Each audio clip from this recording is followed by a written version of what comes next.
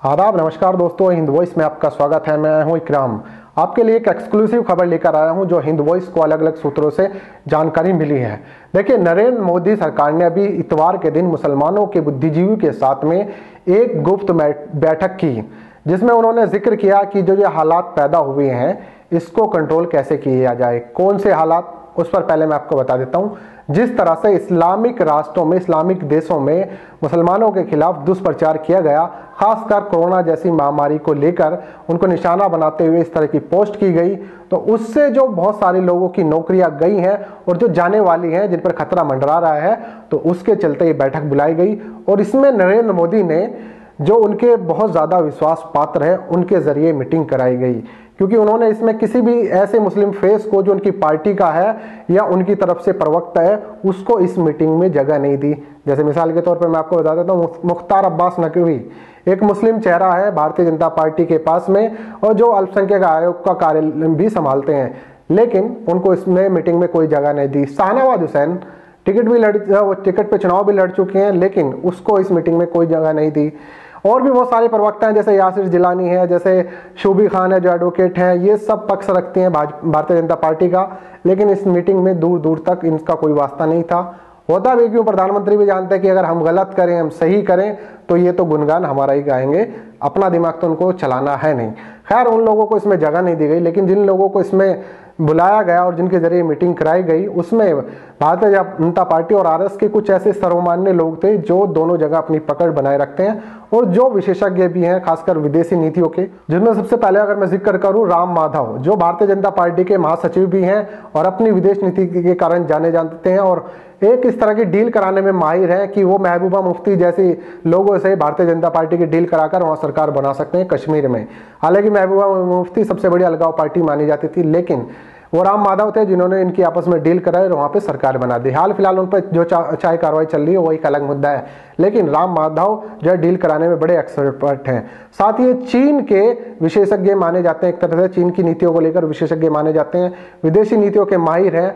और जब नरेंद्र मोदी पहली बार प्रधानमंत्री 2014 में बने, तो इंटरनेशनल लेवल पर जो प्रधानमंत्री की छवि थी 2002 के दंगों के कारण, उसको सुधारने में राम माधव का बहुत बड़ा योगदान रहा है।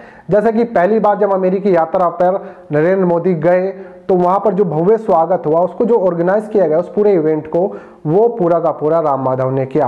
और हाल फिलहाल हाउडी मोदी जब हुआ था, मोदी जी दोबारा गए थे अमेरिका, वैसे तो काफी बार जा चुके हैं, लेकिन हाउडी मोदी में जिस तरह से भव्य स्वागत किया गया और जो टीम और जो पूरा ऑर्गेनाइजेशन किया, वो सब भी राम माधव ने किया। तो बड़े एक्सपर्ट माने जाते हैं और आरएसएस के प्रचारक भी हैं और राष्ट्रीय कार्यकारिणी में हमेशा उसके शामिल भी रहते हैं। यानी कुल मिलाकर एक बड़ा चेहरा है और विश्वास पात्र है नरेंद्र मोदी के, और सीधे सीधे रिपोर्ट करते हैं नरेंद्र मोदी को।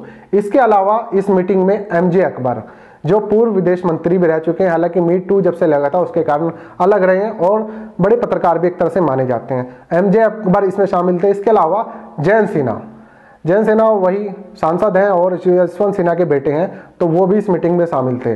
लेकिन मुसलमानों की तरफ से कौन कौन लोग शामिल थे, कौन कौन से बुद्धिजीवी शामिल किए गए हैं, उनमें भी मैं आपको बताता हूं, क्योंकि ये कोई ऐसे नहीं थे कि किसी मौलाना को बुला दिया, क्या किसी जमीयत से जुड़े लोगों को बुला दिया, नहीं, इंटेलेक्चुअल और जो वरिष्ठ लोग थे, जाने माने बुद्धिजीवी थे, उनको यहाँ पर बुलाया गया। तो जितने भी ये मुस्लिम बुद्धिजीवी बुलाए गए, इनको सिर्फ बुलाने का एक मतलब यह था, नाम मैं अभी आपको बताऊंगा, लेकिन बुलाने के कारण मैं आपको बता देता हूँ। वैसे तो ये दुष्प्रचार के कारण जो हो रहा है, उन सब का हालातों को कंट्रोल करने के लिए, उसको सुधार लाने के लिए इन सबको बुलाया गया, क्योंकि सरकार भी ये मान के चल रही कि हाँ, वाकई कुछ ना कुछ ऐसे हालात हुए हैं और जिससे हालात और ज्यादा ना बिगड़े, तो उससे पहले इन चीजों को कंट्रोल कर लिया जाए।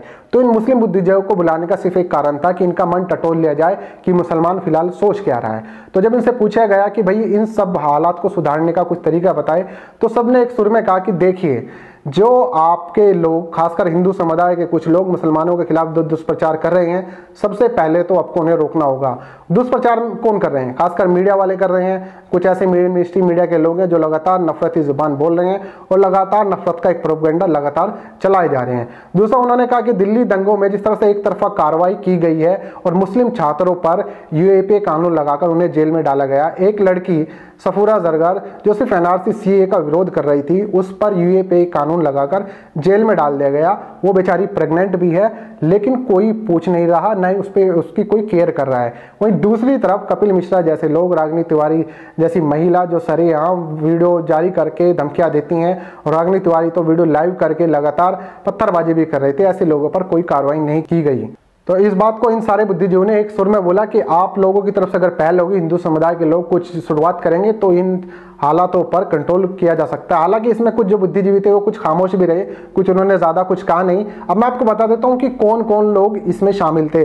देखिए, इसमें जो शामिल थे, अलीगढ़ मुस्लिम यूनिवर्सिटी के वाइस चांसलर जो हैं तारिक मंसूर, वो इसमें शामिल हुए। कश्मीर यूनिवर्सिटी के vice chancellor Talat Mahmood, Delhi India Islamic Culture के अध्यक्ष सिराज कुरैशी, पटना हाईकोर्ट के पूर्व जज इकबाल अंसारी और उर्दू इनकलाब के एडिटर शकील हसन शमसी इस बैठक में मौजूद थे।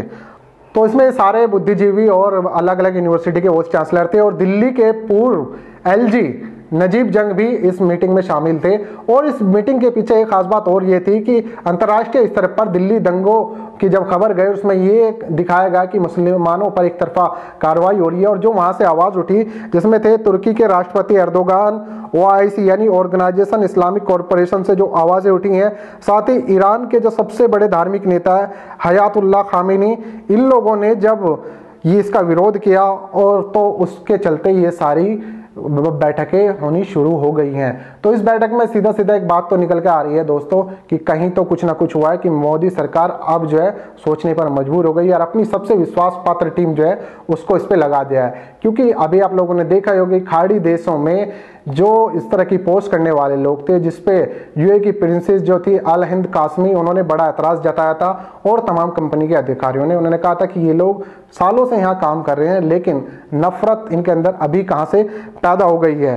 मैं आपको एक चीज और बता देता हूँ कि इन खाड़ी देशों में टोटल 85 लाख से भी ज्यादा भारतीय काम करते हैं, यानी 85 लाख से भी, और बहुत सारे ऐसे लोग हैं जो जाते रहते आते रहते हैं। कुल मिला के करोड़ के आसपास की एक तरह से संख्या है। और जो विदेशी मुद्रा का भंडार है, अगर उसका मैं यहाँ परसेंटेज निकालूं, जो 2019 में था, जैसे हमारा टोटल विदेशी मुद्रा जो भंडार था 422 बिलियन अमेरिकी डॉलर था 2019 में, उसका जो 20% आता है सिर्फ और सिर्फ खाड़ी देश से आता है। यानी कि मामला जो है छोटा नहीं है, बहुत बड़ी बात है। इन लोगों का 20% योगदान है विदेशी मुद्रा भंडार में। अब जब इन्होंने कहा कि इन सारे बुद्धिजीवी से पूछा गया, कुछ जिनमें खामोश है, एक सुर में ये बोल के उठ गए कि देखिए आपकी जो कार्रवाई है उसमें उससे मुसलमानों में अच्छा संदेश नहीं किया गया। और उनका ये कहना है कि बार बार हमसे ये सरकार आने के बाद मुसलमानों की वफादारी का सबूत मांगा जा रहा है देश के प्रति, ये किसी तरह से भी ठीक नहीं है। बार बार मुसलमानों की वफादारी पर सवाल खड़ा किया जा रहा है। कभी एनआरसी सीए ले आते हैं, जिसका अगर विरोध भी करते हैं तो एक तरफा कार्रवाई होती है, उसके चलते मुस्लिम समाज में बहुत ज्यादा नाराजगी है। खैर, राम माधव जी ने पूछा कि कोई हल बताइए। फिलहाल उन्होंने एक सुर में कह दिया कि शुरुआत हिंदू समुदाय को करनी होगी, क्योंकि मुसलमान जो है वो सिर्फ सरकार के खिलाफ था, किसी समुदाय के खिलाफ नहीं था। लेकिन उसको इस तरह से बना दिया गया, इस पूरे हालात को, जो ये अभी पूरा कंक्लूजन निकल के आया कि वो सब जो है देश के खिलाफ है और हिंदुओं के खिलाफ है, लेकिन उसमें कहीं ऐसी कोई बात नहीं थी। वो सरकार की कुछ नीतियों का विरोध कर रहे थे। और जैसा कि हम सभी जानते हैं कि सरकार के कुछ फैसलों का ही विरोध हुआ था, उसमें सिर्फ मुसलमान नहीं थे, बहुत सारे और लोग भी थे जो मुसलमानों के साथ शामिल थे। लेकिन उस तरह से एक नैरेटिव सेट कर दिया गया पूरे के पूरे दुनिया भर में कि जो मुसलमान हैं वो देश विरोधी नारे लगा रहे हैं, देश विरोधी काम कर रहे हैं, और जिसका नतीजा अब जाकर ये पूरी तरह सामने आया है। और अब मोदी सरकार सोचने पे मजबूर हो गई है। ये एक बैठक थी जो हुई है, आगे अगर कोई बैठक होती है और कोई जानकारी मिलती है मैं आप लोगों तक जरूर पहुंचाऊंगा, क्योंकि इस बैठक से तो सारे चमचों को जो था भाजपा के उनको दूर रखा गया, कुछ अच्छे लोगों को इसमें शामिल किया गया है।